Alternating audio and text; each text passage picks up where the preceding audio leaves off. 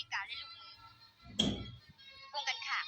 คำบรรณบาตสัมผัสกลายเป็นสื่อของบ้านลบที่มีไซใหญ่ไม่ได้สร้างชื่อเสียงอันโด่งดังและสง่างามให้แก่ภารกิจสู่รบกู้ชาติต้านอเมริกาของกองทัพและ ต้านอเมริกา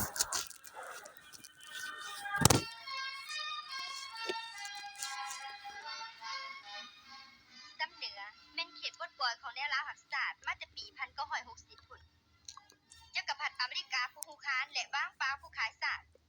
ได้ให้กองปุ่นลิดลอดเข้ามายึดเอาบางบอนยามผิดกฎหมาย